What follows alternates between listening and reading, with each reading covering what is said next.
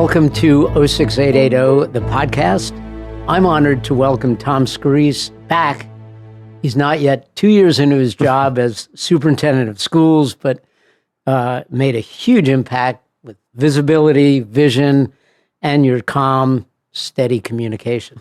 So thanks, Tom, to coming back to the Westport Library. And we have two big topics to tackle today. The equity study and the school's facilities and capital plan. So let's start with the basics. What is an equity study, and why did our district need one? So when thank you for having me, by the way. I think this is my third time now. When I started, I was straddling two districts. I was in Madison still in the spring of 2020 with the pandemic raging at that point. And at the same time, kind of dipping my toes into the work of Westport to get ready for July. There were a number of things happening nationally, obviously in late May and early June. But that seems to have gotten the headline that Westport, in the wake of the George Floyd murder and so forth, that was the reason why. The reality is there was an interest and there was work being done in Westport for years prior. The 2017 strategic plan had mention of the importance of equity and inclusion and diversity. There was also, discussion at the board level. There was a number of efforts in motion before I even applied for this position. And I came in at the time where there was a discussion around, what concrete steps, might we take. The idea of an equity audit. And the words I want to be careful on. It was an equity audit that was raised to me that this was being discussed about as a possibility for a number of reasons. One of them I think was there were personal narratives that were surfacing that were very disconcerting to the community, to the schools, to the board, and the entire Westport community. There was also a question around equitable access to programs, services, and so forth, and our policies and it goes well beyond, just some basic analysis. Title IX was being discussed, a lot of different areas. But the word audit and what it meant to me was almost like this is good, this is bad. Where a study to me would look at questions and likely end up with some answers, but also more questions. And I thought that as a learning institution, that would be a good way to start. To start to look at things through the lens of a question. At the time, we were considering the national conversation that was certainly going on, but also the personal narratives that we had here, and then just overall the experiences of our students. It was something that was, as I said, predated me, but was worthy of an inquiry. And that's how I look at this, as an inquiry. To what extent? A lot of the questions were framed by, to what extent do students feel a sense of belonging and affiliation? To what extent do we have equitable access to programs and services? Those were worthy questions to explore. We also asked a question that didn't really get much attention because it was only 6 sessions that we had the actual committee work going on.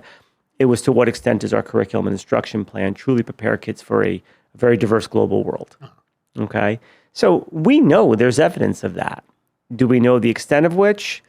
Probably not right now, but as opposed to going through the equity study, we're in the process of developing a curriculum renewal cycle that'll ask that question. So those are great questions. What are the answers? Yeah. What did the study find? Yeah. The study found, different things because we looked at all different kinds of demographics. And from my perspective, historically, public schools have disaggregated subgroups. And they have asked the question of disparities between performance, but it's always been under the label of academic performance and achievement. And I'm interested in that, but I'm equally interested in the student experience and the sense of belonging and the sense of affiliation with a friend group, with an adult or adults, or a school. That to me, we need to continue to do that work further. There's certainly anecdotal evidence, and suddenly when you tie anecdotes together, a narrative starts to form. So there's evidence that we have work to do there.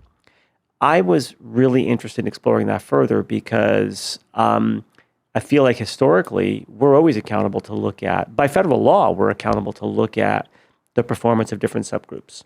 We have to. It started really, the funding mechanisms for this started in the 60s, but in No Child Left Behind in 2002 made it law to break down your subgroups and make sure that disparate incomes were being addressed. Disparate subgroups were being addressed. And that could be by socioeconomic status, it's by racial and ethnic status, disability or status. So that's a federal law. A federal law. This is federal law that, we did transition from NCLB to the ESSA, Every Student Succeeds Act. But the requirement to disaggregate student performance is still part of it. And No Child Left Behind was about punishments. ESSA is about, delivering resources and programs and services, but still disaggregating for student performance. It's ethical. I mean, we've done it. I go back to early in my career, and we talked about this briefly Monday night at the board meeting. Why did in my district males achieve at lower levels in literacy than females? It was a pervasive trend. Why did females achieve at lower levels in math? It was a pervasive trend. Now, it's a generalization, across all schools, but in my school at the time, it was happening. It was right there. And we looked at, which I think is really, really important, we didn't just look at the individuals, which is a must as part of the equation, but we also looked at the systemic implications. So in this regard, we looked at the literature that kids are reading. And are boys interested in the literature that they're reading? Well, maybe that has something to do with the achievement levels. So that's a real, kind of simple everyday example on how we can also look at matters around race, around gender, around disability status, and apply that same line of thinking. Look at the student. Absolutely. We want to marshal resources for the student so we can raise those performance levels. So they certainly, there's no gap based on, a different subgroup status, but also look at the systemic drivers that might be behind it as well. Some of the reporting has focused on things like overrepresentation of Asians in AP classes. Has the reporting been accurate? And do you want to talk about some of the specific subgroups? Yeah, the interesting thing is that one of the recommendations of the study is to have better data systems. So I think that's one of the challenges that we face, is that we could do better at collecting data and looking at it in ways to improve performance. Again, part of that, in that same conversation that you referenced, the question came up of, are you looking to, equalize outcomes? Well, that's actually the heart of the federal law. That's what we're driven to do, and we've been driven to do that. So we disaggregate, not for the sake of disaggregating.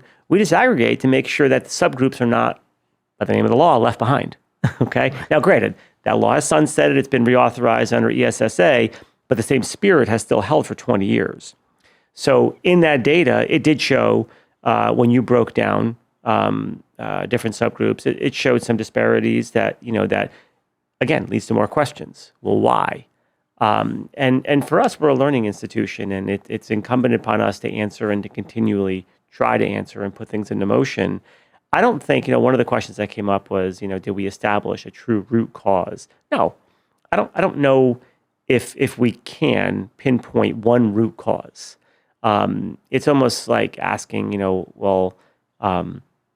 we look at a student's performance and we'll ask the question about why are they not performing at a level. We make a theory.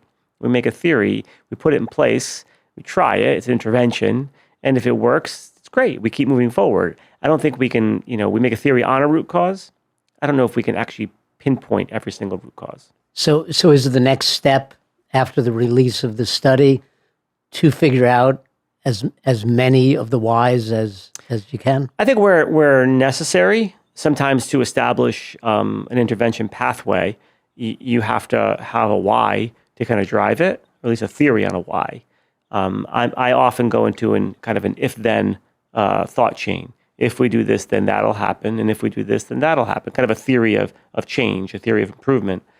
So you have to have, at some level, a conversation around root causes and whys. Being 100% accurate and sure that that is the true root cause, that could lead to a lot of time squandered by not actually trying to meet the needs of the children. Professional educators, we know certain things will work when you have gaps. I think, to your question, the next steps are going to be I know they are, to look at the 4 recommendations that were made, to get faculty around the table and start to put together some thoughts on what actions, ought we take to advance the work forward now. So we do know we have work in professional learning that teachers have been asking for, and how to handle certain situations, how to make sure that all kids are feeling a real strong sense of belonging and affiliation in schools. As I said at the board meeting, I don't know if you ever truly accomplish that goal 100%, but you die trying. Yeah. It's so fundamental to everything else that we do. Good luck teaching a child who doesn't feel a sense of belonging. It is a developmental milestone that every single kid goes through. And by the way, adults feel it as well. So we know more. We know more about every year. We learn more about our kids and about what the research shows about our field. So I think it's a good inquiry for us, and it's a really good place to start. And it's not performance is critically important, but it's not just about academic performance. So it sounds like you're saying that the academic performance will follow all the other stuff that you do, that if you make the environment welcoming and safe and secure, that everything follows from that. Yeah, and it could. And, I'll throw numbers out there. We may have 70, 80% of our kids that feel a deep sense of affiliation, with their peers and the adults in the building. Maybe 80, 90%. Every kid counts. So how do we get to those other kids? And are there trends and patterns across those kids that don't feel that way? Might it be in a subgroup? And might it be something systemic on our part? Just an innocence of ignorance, that we don't know what we don't know. And we have to kind of go down that road. And once that foundation is there, you're a coach, when you have that player bought in, their performance is ready to skyrocket. Yeah. If they're not bought in, you are not firing on all engines. That player is not maximizing their performance or potential. It's no different in the classroom. Kids have really good radar. They're very perceptive on kind of where they stand. And for our purposes, obviously coming from the heart is most important, but then also demonstrating it in a very overt, clear way. And for kids, it is foundational, as I said, to everything they do after that. Wow. So I guess the last question for the equity study is, how do you do that? Do you sit around a table and talk? Do you read? It seems like, all right, here's the question, here's where we want to get. Yeah. But how do you do it? Yeah. So it's messy work. And I think, anytime you're in a school, it's the organic nature of a school and a school system. Everything is about people. It's if we had an assembly line and putting together little widgets, we can get precise, with the measurements off this much and so forth. So there's lessons to be learned from that mindset, but you do a great disservice to kids if you ignore the human factor of that. So, you can grab any teacher at any day and ask them how their lesson went. And they can share with you that it went great, except, Johnny's dog got hit by a car last night. He just wasn't there. My lesson was great, but, he wasn't there, emotionally, mentally, and so forth. And so-and-so's going through this problem. Their grandfather passed away. Or there's stories behind every single kid that's looking at you in that classroom. And it could be something that's happening at school that day. It could be a peer-to-peer problem. And then you compound things with the world of social media and so forth. So my point is that it's so messy. Getting some form and some thought chain, if then thought chains. If we do this, then this can happen. If we do this, then that can happen. Getting teachers in that place, faculty, administrators, coaches, all of us together to think through that, do it in a small group, put together a plan, some action steps, and make sure that we have some checkpoints along the way to say what's working. If it's working, keep going. If it's not, okay, what do we do differently now? That part is simple. Just that mindset is pretty simple. There's a lot of learning we have to do still. There's really a lot of learning we have to do. And you also need to create the environment where the teacher knows that Johnny's dog got hit by the car. Yep. Instead of just plowing forward with, I got to get through the, the addition lesson today. It's interesting when you talk to teachers. I'm always interested in hearing, what do you teach? When you hear someone say, I teach third graders, is a lot different than I teach physics. It's a different, it's a nuance, obviously, but you think about it, and it's a very student-centered part of it versus a very content-centered part of it. And teachers passionate about what they teach is critically important to their work as well. You want that to come out in the classroom, but not at the expense of acknowledging, the individual, the humanity of what's sitting in front of you or in your classroom. And we have some amazing teachers who really, if you go around, they prioritize the relationship piece. We just have work to do. And how do we get to a place that we continue to expand that circle of kids that feel that deep sense of connection and affiliation and belonging? And again, it could be specific to some subgroups. It could be, I started off in my career working with special education students. And what I've seen transition over 25, 26 years of my career is nothing short of magical. My own children, it's just this invisibleness now of where kids are in classrooms, they get services, they, kind of come and go. And we've have such a sense of normalcy around that now. When I started in my career, it wasn't that way. Yeah. And kids would certainly articulate how they felt about that. Yeah. So we've made great work there. And, I look at the law IDEA that came out in the 70s and, where we were before then to now. We're just never done. That's the bottom line in public education. We're never done with our work. Yeah. We're always on to the next level. So on to the second topic. Yeah. And very different from the first. Mm-hmm. This is nuts and bolts stuff. Capital forecast, facilities. Yeah. You came here 2 years ago. What did you find? A huge binder that was titled the Anti-Nazi Report with a lot of projects and a report on or some documents related to Coleytown Middle School. And, deep down, I know that the work that I had done in my prior district around facilities, the board was interested in a similar skill set, to say, let's analyze where we are, let's make a plan going forward and so forth. But the pandemic arrested all of that. So it really wasn't until well into, my year last year, probably February, March, where some motion started to take place around this. We got a lot of traction this year. We took this summer and the fall and got a lot of traction. I look at facilities as kind of a Maslow hierarchy. If you don't have that taken care of and truly in check with a plan and manage well, you'll never be able to kind of go up the ladder. There'll be kind of a step up and a step down, a step up and a step down. So for me, it's certainly, I think about when I applied to Madison in 2012, and I said, the question was, what kind of superintendent, do you think you'll be described as? Because I wasn't a superintendent yet. And I said, well, I'm only doing this because I love teaching and learning. If you want a facilities guy, I'm not your guy. And lo and behold, 2 years into my tenure there, we're coming up with a master facilities plan. We're redistricting. We're closing a school. We're trying to build a new school. So I got pretty good at it just through experience, and I do enjoy the idea of this is a critical operational element. And if you give the environment, the appropriate environment to teachers and kids, great stuff can happen.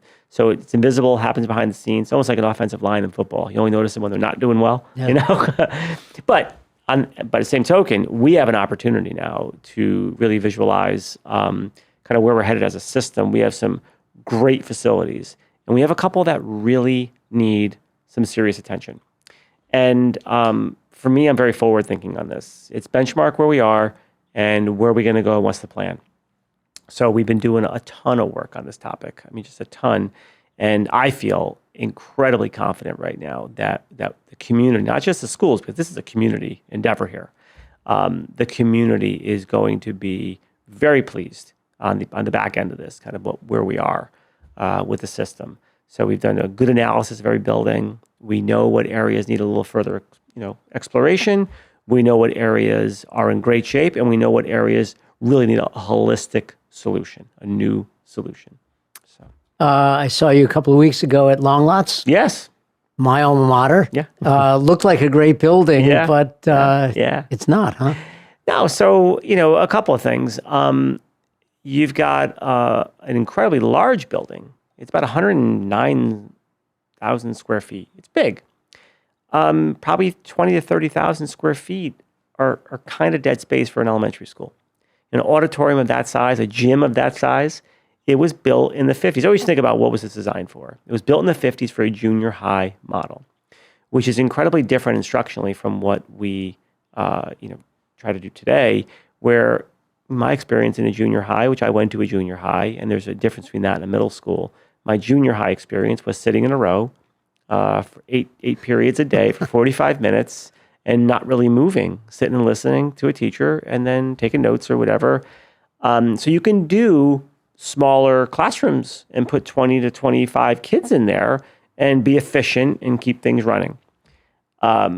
It was repurposed as an elementary school, and I know that the people in that building are just amazing, from the administration all the way down through teachers and support staff. But it's approaching 60 years old, I think. It was built in the 50s. Yeah. So maybe even more than that now. And you've got a tired building that is in need of either a renovation as new, and that means strip down to the studs and rebuild, or just a completely new building, which would be something that would be outstanding for the community. And I've been trying to make this clear. Yes, there's hundreds of Long Lots kids that would benefit and families from this, but this would be a great thing for the community. It really would, for the entire community. What else? You want to go through other buildings? Yes, the other one that we're looking at pretty deeply is Coleytown Elementary School. So another building that was built, quite Same a ways time. ago. Yeah, about the same era. Yep. And again, this isn't about the people, and the brick and mortar don't teach. Okay, so it's something we talk about quite often is that but great teachers can make things happen anywhere, and that's true. But when you look at the quality that we expect of our academic programs, of our arts programs, our sports programs, our intervention programs, you get the world-class phrase used, and the expectation. Long Lots and Coleytown Elementary School do not measure up to that expectation, that standard. They just don't. And it's not through a fault. They're old, okay? I mean, at some point, they outlive their usefulness. And again, a holistic solution is what's needed. So we're doing deep studies we did one on Long Lots. We did an initial walkthrough now on Coleytown Elementary School. Again, both buildings can continue to function well in the interim. It's not about that. It's about a long-term solution here. And we're looking the same thing at Coleytown Elementary School. Is this a candidate for a renovation is new? Which is, when you say that, that's a strip down and redesign and bring it up to standard, 21st century standards. Yeah. And more importantly, Westport standards. We want to have our facilities match the same standard that we have for the academics and the arts and the sports and all that. Sounds expensive. Indeed. Construction is. So I really admire the way the town boards are thinking strategically over a 10-year period. So you've got the Board of Finance and the RTM that are really thinking, okay, with a great finance director and Gary Conrad, where is there opportunity, for to carry debt? Where is there some debt coming off the books? How can we time this based on the timing of the buildings?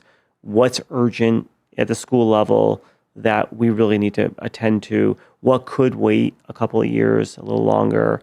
So those conversations are going on, and I think that we're going to get in a good landing spot based on that collegiality that happens across the boards. You don't see that in a lot of towns. Wow. I mean, you really don't. You don't see that at all. And here, I've experienced nothing but that.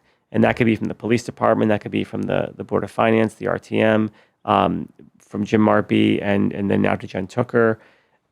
A very just positive sense of collegiality, and we're on the same team, we're solving problems together. So I think that'll get figured out.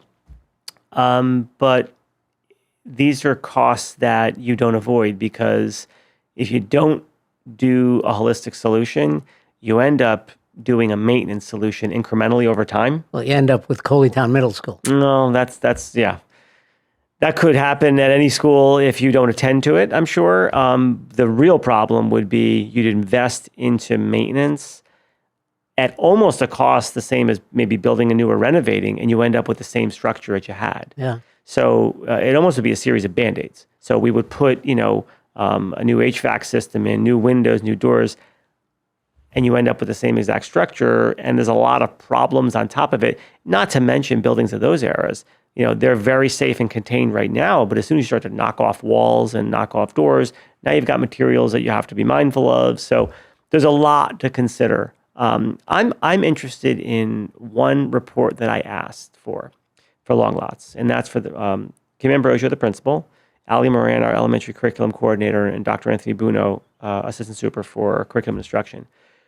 They did their own professional analysis, and they're going to summarize it in a one-pager, of the footprint of Long Lots, of classroom spaces, and how does that impact instruction. That's not about HVAC and roofs and windows and all that. That's about, are we compromising a teacher's ability to maximize what happens in a classroom because the room's only 600 square feet? Yeah. And you may go down to another classroom where it's 800 or 900 square feet. And am I not doing group work as much as I'd like to, or having the kids spread out, or doing, having the kids in pods? I've got to have them squeeze in. So there's an interesting angle, and it's not the only driver, but it has to be, as I always say, you look at the equation. And I don't know, which one you would weigh more or less. I can't come up with that precision, but it's got to be at the table. It's got to be in the equation. I'd love your enthusiasm. You got your fingers in so many pies. Yeah. So I guess the last question, now that we've talked about equity study and capitals and facilities, now that you've been here a couple of years, what brings a smile to your face? This year has brought a smile to my face. It's a lot different than last year. I was at I have 3 athletes. I'm always on ball fields or whatever with my kids. And a lot of my friends in Madison will ask, how's the new job? Not so new anymore. How's the new job? They don't see me anymore because I'm not in town as much. So, and it kind of hit me after answering 3 or 4 that last year was really hard. Last year was really hard, not just because of the pandemic, not just because of being new, because it was completely counter to how I like to lead. I'm a people person, and I was relegated to an office in a 2-dimensional world on a screen. And I don't think it would have mattered if I was in Madison or anywhere else, or Westport or another town. If I'd stayed in Madison and experienced that, it would have been miserable. We made the best of it here. I think we did a great job last year, but that was a real struggle. So this year, completely different. I'm just getting out more, having more conversations. I got into classrooms. A couple weeks ago, I just had such a blast on the carpet in a kindergarten classroom during free play time at Coleytown Elementary Schools, doing dinosaurs and having a blast, with 5-year-olds. And it's like, it brings me back. I need that respite during the day to bring me back to purpose. Why am I doing this job? Well, why do I care about, how long we have on that roof in that building? And, these are important questions, but I got to bring it back to kids for me. And that's what I've been able to do this year that I couldn't do last year. So I'm driven. So I love a community of driven people. I'll say to people, I got a job in Westport. Ooh, how is that? I love it. I'm driven. So I like being around people who are driven as well. And that's what we have. We have a community who expects and wants the best. And that's what I came here for. And now that part's fulfilling. So I'm really, really having a much more enjoyable year this year. Yeah. Great. Yeah. Anything I should have asked that I didn't? No, I think we're going to land the plane safely this year in June. We have a great graduation ceremony outside again at Staples. All the schools will have their end of the year ceremonies as they have had in previous years. So it's going to be a great way to end the year that way on a positive note. We're going to recharge our batteries, and we have some exciting ideas for where we're going to go next. We really do, around really reinventing the curriculum, around really looking at areas of social and emotional development that will put kids in place to really thrive in the modern world. What is it going to take? And that's part of the strategic plan I'm excited about, looking at those areas that we can, intentionally work with kids in schools on now. I'm excited about that. We have, like I said, a great facilities plan. We're poised. I gave a graphic to the board. I'll end on this note. Last year, I talked about the physics of jumping. That where I saw the school district was the physics of a jump is that you pause and descend before you jump. Okay? So I saw the district in that pause and descend, and I feel like we're at that part of the descent where we're going to start to launch forward now. So if you look at the 2 years, last year and this year, and you take a jumper and you do it in slow motion, that's how I visualize the work. We're pausing, we're descending, and then we're going to catapult forward. And I think we're at that point where we're going to start the catapult, and I'm really fired up about that. Exciting. Yeah.